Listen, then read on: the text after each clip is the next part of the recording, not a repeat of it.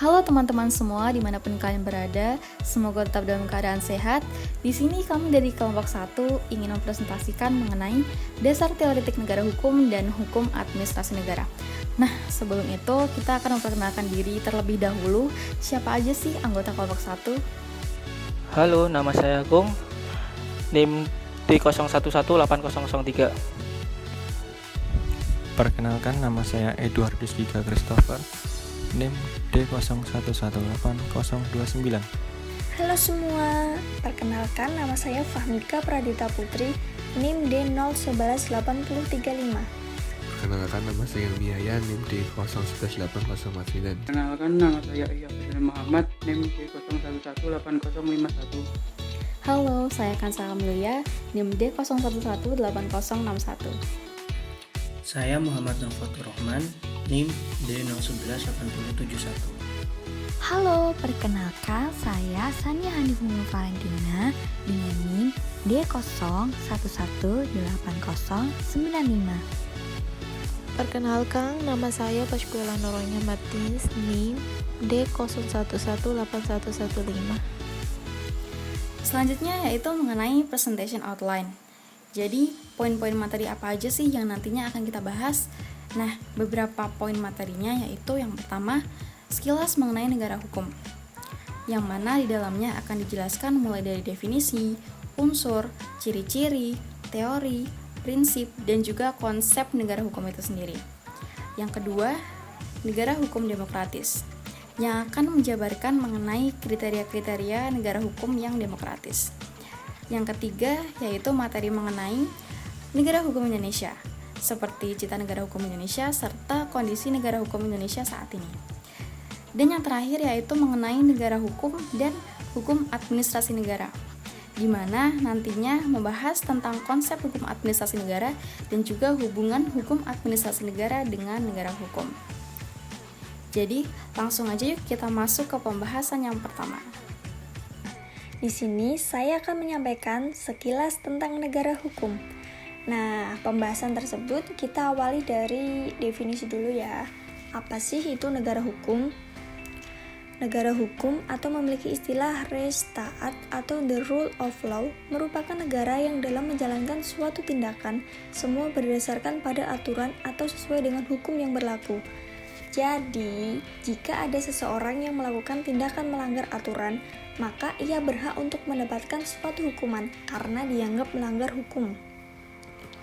Selanjutnya, yaitu unsur negara hukum. Unsur yang pertama, adanya hak dasar manusia yang dihargai. Penghargaan hak tersebut harus berkesesuaian dengan harkat maupun martabatnya sebagai seorang manusia. Yang kedua, terdapat pemisahan maupun pembagian kekuasaan guna menjamin terrealisasinya hak-hak tersebut. Yang ketiga, pemerintahan dilakukan berdasarkan adanya peraturan perundang-undangan yang ada dan berlaku. Dan yang keempat, terdapat peradilan administrasi di dalam suatu perselisihan yang terjadi antara rakyat maupun dengan pemerintahannya sendiri. Setelah definisi dan unsur, kita lanjut ke ciri negara hukum.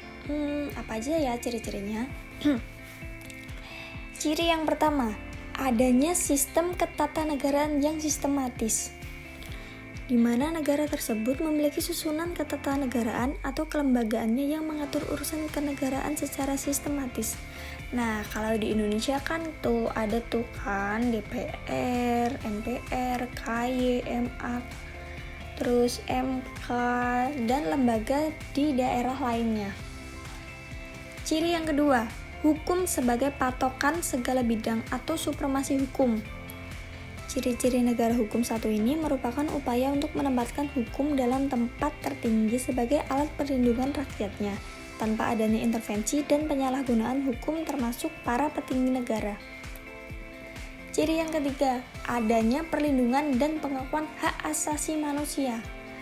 Ini merupakan ciri-ciri negara hukum yang paling utama. Hak asasi manusia adalah hak yang paling mendasar dan fundamental. Bagi para pelanggar HAM bisa dijatuhi hukuman secara tegas. Ciri yang keempat, sistem peradilan yang tidak memihak dan memiliki persamaan kedudukan di hadapan hukum. Peradilan harus berjalan sesuai dengan hukum dan menerapkan hukum yang sama sehingga tidak adanya berat sebelah antara rakyat dan para petinggi negara. Ciri yang kelima, adanya pembagian kekuasaan yang jelas. Pembagian kekuasaan ini menjunjung tinggi nilai demokrasi. Setiap lembaga memiliki tugas dan fungsinya masing-masing sehingga tidak adanya tumpang tindih. Ciri yang keenam, adanya peradilan pidana dan perdata. Peradilan pidana adalah peradilan yang mengurusi tentang pelanggaran hukum yang menyangkut banyak orang, sedangkan yang perdata itu yang mengurusi pelanggaran hukum yang hanya melibatkan perseorangan saja. Adanya hukum pidana dan hukum perdata inilah yang merupakan ciri-ciri negara hukum dan negara dapat disebut sebagai negara hukum. Dan ciri yang terakhir yaitu legalitas dalam arti hukum itu sendiri. Legalitas dalam hukum adalah asas yang fundamental untuk mempertahankan kepastian hukum. Asas legalitas ini ditetapkan dan kemudian digunakan untuk melindungi semua kepentingan individu, termasuk memberikan batasan wewenang para pejabat negara untuk mempertanggungjawabkan jika mereka melanggar hukum yang berlaku. Selanjutnya saya akan menjelaskan tentang teori negara hukum, prinsip negara hukum, dan konsep negara hukum. Menurut Ensiklopedia Indonesia, negara hukum atau Rechtsstaat merupakan lawan dari negara kekuasaan atau Marstat. Mutiara menjelaskan dalam bukunya yang berjudul Ilmu Tata Negara Umum, negara hukum ialah negara yang susunannya diatur dengan sebaik-baiknya dalam undang-undang sehingga segala kekuasaan dari alat-alat pemerintahannya didasarkan pada hukum. Profesor Utrecht membedakan antara negara hukum formil atau negara hukum klasik dan negara hukum material atau negara hukum modern. Negara hukum formil menyangkut pengertian hukum yang bersifat formil dan sempit, yaitu dalam arti peraturan perundang-undangan tertulis. Sedangkan yang kedua yaitu negara hukum material, yang lebih mutakhir mencakup pula pengertian keadilan di dalamnya. Pada mulanya hanya ada dua teori inti dari Rechtsstaat, yakni sebagai berikut. Yang pertama, Rechtsstaat Eropa kontinental, yakni suatu tipe Rechtsstaat yang didasarkan pada adanya kedaulatan hukum atau Rechtssovereignty yang memiliki inti Rechtsstaat itu sendiri. Tipe Rechtsstaat ini lahir sebagai upaya untuk mengurangi keabsolutan raja dalam negara. Yang kedua, tipe Rechtsstaat Anglo-Saxon, yakni suatu tipe Rechtsstaat yang dalam pelaksanaan kekuasaannya, pemerintahnya dibatasi oleh hukum. Kemudian Rechtsstaat menurut Avi Dicey yakni sebagai berikut. Pertama, equality before the law, merupakan suatu persamaan di mata hukum atau pendudukan yang sama dari seluruh golongan kepada ordinary law of the land. Yang kedua, supremacy of law, yakni adanya dominasi yang berasal dari aturan-aturan hukum guna melakukan pertentangan serta untuk meniadakan kesewenang-wenangan. Ketiga, due process of law, yakni terjaminnya hak manusia oleh konstitusi yang mana merupakan suatu hasil dari the ordinary law of land. Pada bagian prinsip negara hukum, kita mengambil pendapat dari Jumli As-Siddiqi, yakni sebagai berikut. Pertama, supremasi hukum, yaitu adanya pengakuan normatif dan empirik akan prinsip supremasi hukum, bahwa semua masalah diselesaikan dengan hukum sebagai pedoman tertinggi, dan pada hakikatnya pemimpin tertinggi negara sesungguhnya adalah konstitusi. Kedua, yakni persamaan dalam hukum, yaitu adanya persamaan kedudukan setiap orang dalam hukum dan pemerintahan, yang diakui secara normatif dan dilaksanakan secara empirik. Ketiga, yakni asas legalitas, yaitu segala tindakan pemerintah harus didasarkan pada peraturan perundang-undangan yang sah dan tertulis. Keempat, berfungsi sebagai sarana mewujudkan tujuan bernegara, yaitu hukum adalah sarana untuk mencapai tujuan yang diidealkan bersama. Kelima, pembatasan kekuasaan, yaitu setiap kekuasaan pasti memiliki kecenderungan untuk berkembang menjadi sewenang-wenang. Karena itu, kekuasaan selalu harus dibatasi dengan cara memisah-misahkan kekuasaan ke dalam cabang-cabang yang bersifat check and balance. Yang keenam, organisasi eksekutif independen. Lembaga dan organisasi yang sebelumnya berada dalam kekuasaan eksekutif sekarang berkembang menjadi independen, sehingga tidak lagi sepenuhnya merupakan hak mutlak kepada eksekutif. Ketujuh, peradilan bebas dan tidak memihak. Kedelapan, perlindungan hak asasi manusia yang merupakan jaminan hukum bagi tuntutan penegakannya melalui proses yang adil. 9. Peradilan tata usaha negara, yaitu sebagai pilar utama negara hukum karena keberadaannya harus menjamin agar warga negara tidak dizolimi oleh keputusan-keputusan para pejabat administrasi negara sebagai pihak yang berkuasa. 10. Peradilan tata negara, yaitu gagasan-gagasan pembentukan Mahkamah Konstitusi dalam sistem ketatanegaraan sangat penting dalam upaya memperkuat sistem check and balance. Ke-11, bersifat demokratis, yaitu dianut dan dipraktekannya prinsip demokrasi atau kedaulatan rakyat yang menjamin peran serta masyarakat dalam proses pengambilan keputusan. Ke-12, transparansi dan kontrol sosial, yaitu adanya transparansi dan kontrol sosial yang terbuka terhadap setiap proses pembuatan dan penegakan hukum, sehingga kelemahan dan kekurangan yang terdapat dalam mekanisme kelembagaan resmi dapat dilengkapi secara komplementer oleh peran serta masyarakat secara langsung. Selanjutnya yaitu prinsip yang dianggap penting menurut The International Commission of Jurists. Yang pertama, negara harus tunduk pada hukum. Yang kedua, pemerintah menghormati hak-hak individu. Dan yang ketiga, peradilan yang bebas dan tidak memihak. Selanjutnya materi yang akan kita bahas setelah ini yaitu konsep negara hukum. Jadi konsep negara hukum dibagi menjadi 3. Yang pertama, konsep penempatan hukum sebagai kedaulatan tertinggi. Maksudnya yaitu penempatan hukum yang dijadikan sebagai kedaulatan tertinggi dalam suatu penyelenggaraan negara. Yang kedua, konsep penempatan hukum sebagai suatu pembatas. Nah, pembatas yang dimaksudkan di sini yaitu batasan bagi kekuasaan yang dimiliki oleh penguasa. Yang ketiga, konsep reaksi penempatan hukum sebagai kedaulatan tertinggi, yang berarti suatu reaksi terhadap penempatan hukum yang dijadikan sebagai kedaulatan tertinggi pada tangan penyelenggara negara. Materi negara hukum yang demokratis. Dari materi itu kita akan ambil 6 poin. Demokratis sebagai suatu sistem politik sangat erat sekali hubungannya dengan hukum. Demokratis tanpa hukum tidak akan terbangun dengan baik, bahkan mungkin menimbulkan anarki.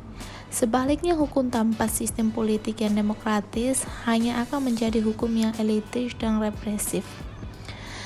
Poin pertama, adanya proteksi konstitusional sangat penting dikarenakan dapat menjadikan suatu negara itu mencapai tujuan yang diinginkan atau diharapkan, dan dapat mengatur secara mengikat cara suatu pemerintahan yang diselenggarakan dalam suatu negara.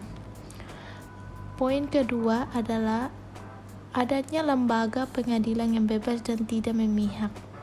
Jadi sistem peradilan Indonesia ialah perangkat peradilan Indonesia yang secara teratur, saling berkaitan, sehingga membentuk suatu totalitas. Bisa juga dikatakan sistem peradilan Indonesia ialah susunan peradilan Indonesia yang teratur, dari pandangan, teori asas, dan sebagainya. Lembaga peradilan sejatinya dibentuk untuk menjamin, melindungi, dan memastikan kebebasan dan hak-hak asasi yang dimiliki oleh setiap rakyat Indonesia ditegakkan. Selain itu, untuk mencegah tindakan sewenang-wenang dalam menjalankan proses hukum. Poin ketiga adalah adanya pemilihan umum yang bebas. Pemilihan umum merupakan salah satu proses untuk memperjuangkan kepentingan politik dalam bentuk proses seleksi terhadap lainnya, wakil rakyat dan pemimpin dalam rangka perwujudkan demokrasi.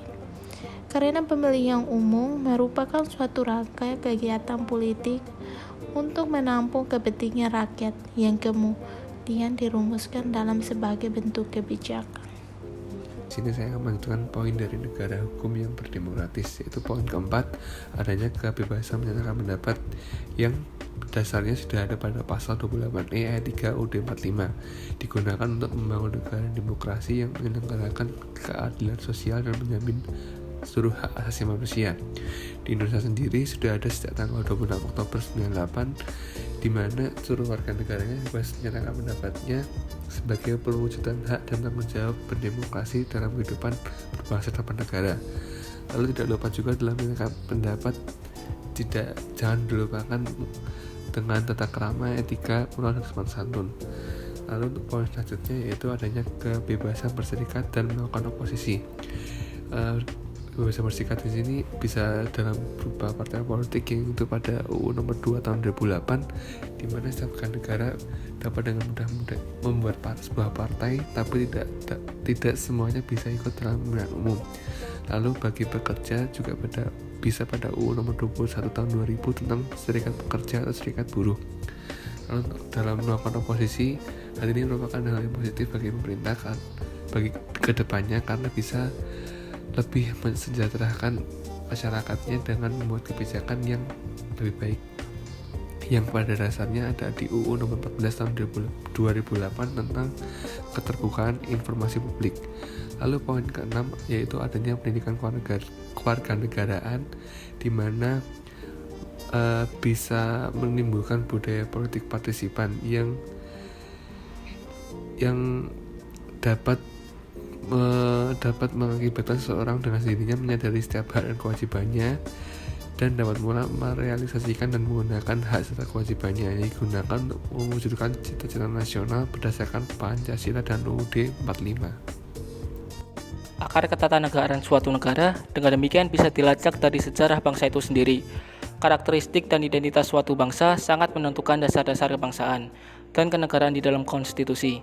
Hal itu dapat dilihat dari salah satu konsensus dasar yang termuat dalam konstitusi, yaitu kesepakatan tentang tujuan atau cita-cita bersama, the general goals of society or general acceptance of the same philosophy of government. Negara hukum Indonesia dapat diibaratkan sebagai sebuah proyek rumah di mana dia harus dibangun, kemudian dirawat, lalu diwariskan kepada penerusnya. Diperlukan penemuan jati diri atau identitas dalam membentukannya. Dilihat dari sisi sejarah Indonesia, mengikuti langkah Restates atau civil law, karena Indonesia cukup lama dijajah oleh Belanda. Namun, jika konsep civil law ini diterapkan secara murni, kemungkinan besar tidak mendatangkan kebahagiaan bagi bangsa Indonesia. Hukum akan bergerak jauh lebih lambat daripada dinamika masyarakat Indonesia. Bahkan yang lebih buruk lagi, pelaksanaan pemerintah akan bergerak kaku dan cenderung represif. Demikian juga dengan terapan konsep rule of law secara murni, pengendalian negara pada masyarakat akan sangat lemah, sebab masyarakat Indonesia akan sangat plural dan tersebar. Jika dibandingkan dengan rule of law yang berlaku di Inggris, masyarakat Inggris merupakan satu keturunan, sehingga tidak berlaku nampak adanya perbedaan budaya, dan juga terdapat sosok raja sebagai simbol pemersatu bangsa. Bahkan jika diterapkan secara apa adanya dengan mengedepankan liberalisme akan membawa perpecahan di Indonesia. Indonesia memerlukan sebuah konsep negara hukum khas dan khusus Indonesia. Sebuah konsep yang berasal dari nilai-nilai luhur yang ada dari Indonesia, bukan nilai-nilai yang ditransplantasikan oleh negara lain.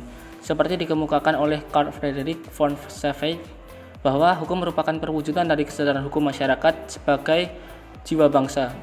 Undang-undang sebagai produk hukum harus digali dan bersumber pada kemajemukan bangsa Indonesia, budaya, juga kepercayaan dan nilai yang dianut bangsa Indonesia. Karakteristik tersebut merupakan wujud dari negara hukum Pancasila. Indonesia merupakan negara yang khas karena karakteristik dari Indonesia adalah kekeluargaan dan gotong royong. Nilai kekeluargaan dan gotong royong ini sangat berbeda dengan model individualistik liberal barat. Nilai luhur suatu bangsa memang harus dipertahankan. Indonesia boleh saja mengikuti arus perubahan dunia, tapi Indonesia tidak boleh hanyut secara total dalam perubahan tersebut. Pancasila sebagai dasar ideologi negara sekiranya tepat untuk negara hukum Indonesia yang multiras, multikultur, multietnis, multiagama, dan daerahnya sangat luas. Untuk meraih cita dan mencapai tujuan dengan landasan dan panduan tersebut, maka sistem hukum Pancasila yang harus dibangun adalah sistem hukum Pancasila. Sistem hukum Pancasila merupakan sistem hukum yang tumbuh dengan kepentingan nilai sosial dan konsep keadilan dalam satu ikatan hukum prismatik dengan mengambil unsur-unsur baiknya. Sebagai konsepsi prismatik, Pancasila mengandung unsur-unsur yang baik dan cocok dengan nilai khas budaya Indonesia yang sudah hidup di kalangan masyarakat selama berabad-abad. Konsepsi prismatik ini minimal dapat dilihat dari 4 hal. Yang pertama, Pancasila memuat unsur yang baik dari pandangan individualis dan kolektivitisme. Diakui bahwa manusia sebagai pribadi mempunyai hak dan kebebasan asasi, namun sekaligus melekat padanya kewajiban asasi sebagai makhluk Tuhan dan sebagai makhluk sosial. Yang kedua, Pancasila mengintegrasikan konsep negara hukum Restate yang menekankan pada civil law dan kepastian hukum, dan konsepsi negara hukum the rule of law yang menekankan pada common law dan rasa keadilan. Yang ketiga, Pancasila menerima hukum sebagai alat pembaruan masyarakat, law as tool of social engineering, sekaligus sebagai cermin rasa keadilan yang hidup di masyarakat. Yang keempat, Pancasila menganut paham religius nation state, bukan negara hukum, tetapi juga tidak hamba agama. Negara harus melindungi dan membina semua pemeluk agama. Selain itu, dalam proses penegakan hukum, Indonesia mengikuti prinsip civil law, yaitu asas legalitas. Namun, Indonesia juga menggunakan prinsip common law, yaitu keadilan. Di era globalisasi ini, Pancasila mendapatkan ujian, yaitu ketika dihadapkan antara harus mempertahankan konsep pluralisme hukum dengan konsep unifikasi hukum.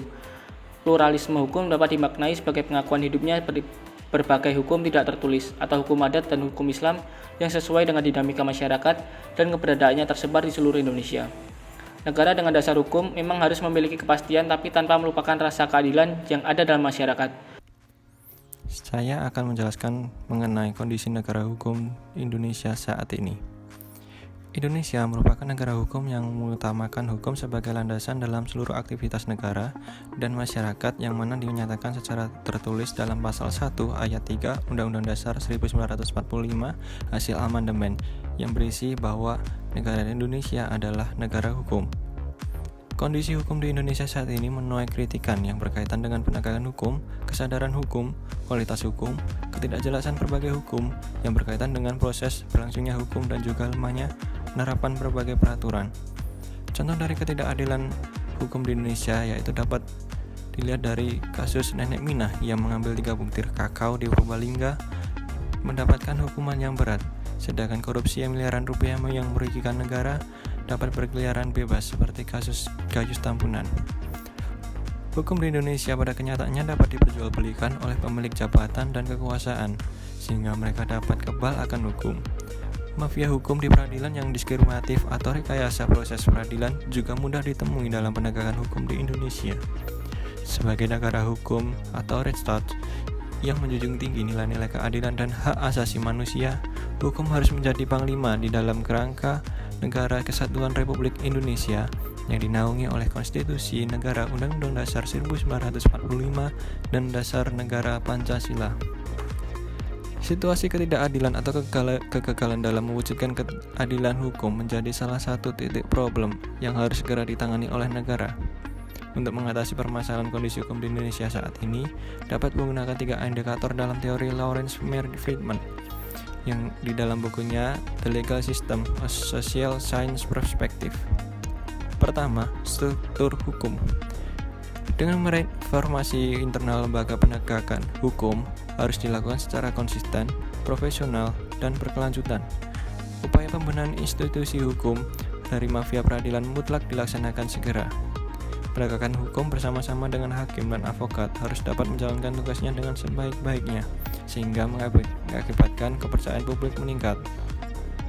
Kedua, substansi hukum, yakni penyusunan dan pembentukan undang-undang dan perkembangan hukum kebiasaan harus sesuai dengan kebutuhan masyarakat, harus objektif dan tidak mendiskriminasi. Sistem hukum yang baik akan memaksa aparat penegak hukum untuk bekerja dengan jujur, efektif, dan efisien, yang pada akhirnya akan mencerminkan penegakan hukum yang berkualitas pula. Kinerja aparat penegakan hukum yang baik akan menjadi teladan bagi masyarakat. 3. Budaya hukum, di mana kesadaran publik terhadap hukum, termasuk di dalamnya sikap anti korupsi dan pelajaran budi pekerti harus ditingkatkan. Bahkan harus diajarkan sejak dini di dalam lingkup keluarga, termasuk bagaimana seorang warga negara memiliki hak dan kewajiban masing-masing yang harus dijalankan. Dari sisi pemerintah, harus ada tindakan yang dapat menciptakan masyarakat yang taat terhadap hukum dan hormat kepada hukum, bukan karena takut kepada penegakan hukum, tapi karena kesadaran diri sendiri. Di sini saya akan menerangkan tentang apa itu konsep HAN atau Hukum Administrasi Negara. Sebelum kita memasuki tentang apa itu konsep HAN, lebih baik kita mengenal dulu apa sebenarnya istilah HAN. Istilah HAN merupakan terjemahan dari istilah Belanda, yaitu Administrative Recht, atau juga bisa diterjemahkan sebagai hukum tata usaha negara dan hukum tata pemerintahan. Selanjutnya adalah definisi dari HAN. Saya mengambil beberapa definisi dari beberapa ahli, seperti menurut Utrecht, menurut Prajudi Atmosudirjo, dan L.J. van Apeldoorn.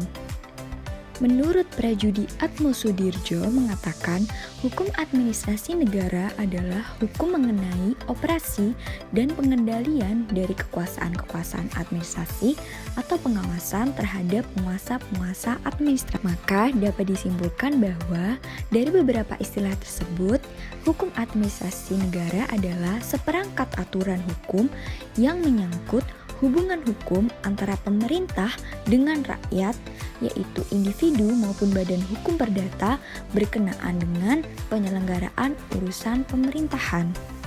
Selanjutnya, kita bisa berangkat ke sumber-sumber dari hukum administrasi negara. Apa saja sumbernya? Terdapat 2 sumber, yaitu sumber hukum dalam arti material dan sumber hukum dalam arti formal. Sumber hukum dalam arti material adalah berhukum yang ditinjau dari sudut isinya.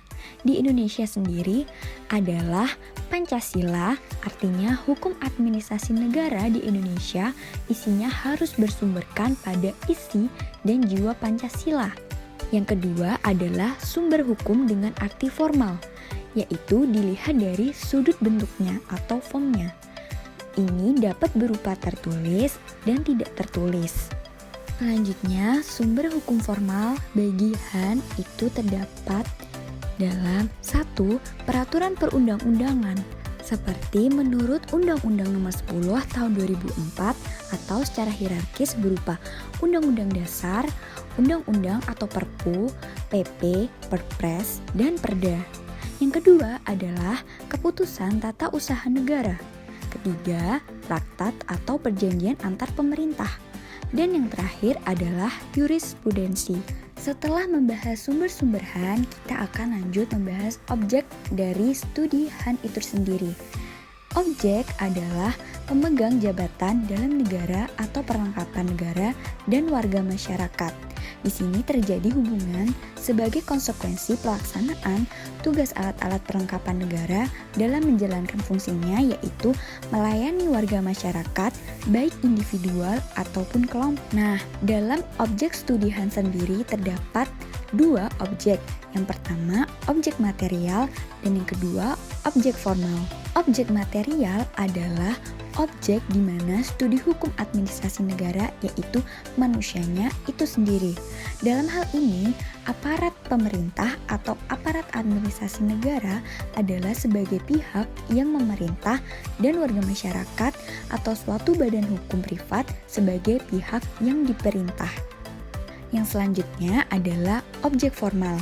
Objek formal adalah perilakunya atau kegiatan atau pula keputusan hukum yang dibuat oleh badan pemerintah, baik yang bersifat peraturan maupun yang bersifat ketetapan.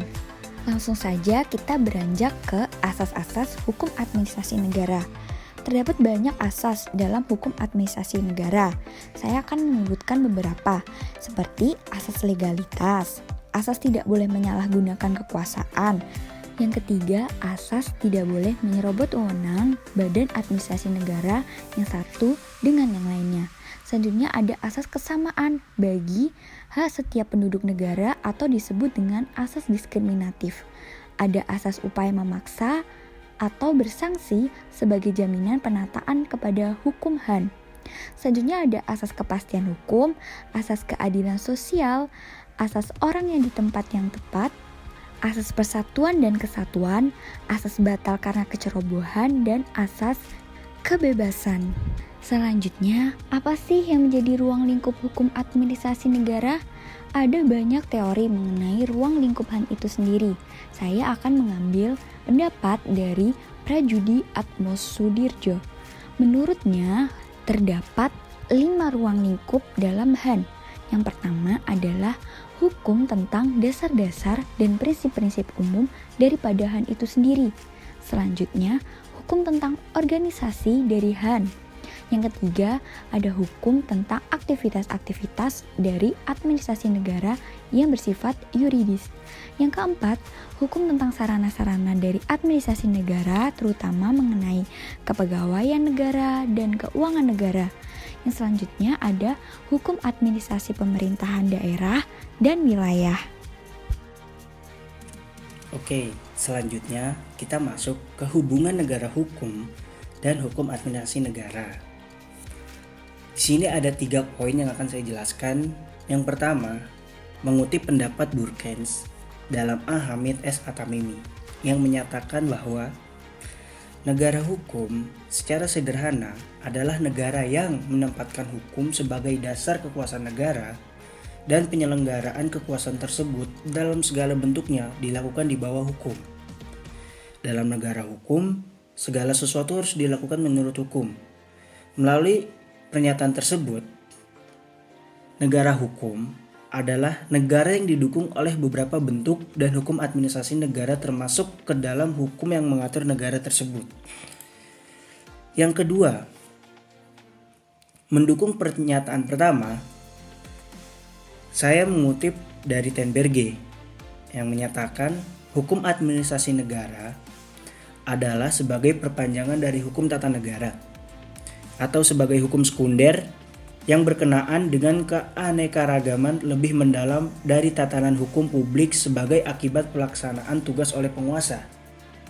Dari kutipan tersebut, kita mengetahui negara hukum pasti memiliki aturan-aturan hukum yang tertulis dalam konstitusi atau peraturan-peraturan yang terhimpun dalam hukum tata negara. Dan hukum tata negara membutuhkan hukum lain yang lebih bersifat teknis.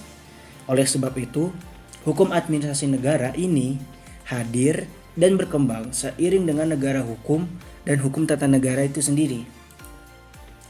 Selanjutnya, yang terakhir atau yang ketiga, juga mengutip dari pernyataan Ten Berge, hukum administrasi negara berkaitan erat dengan kekuasaan dan kegiatan penguasa.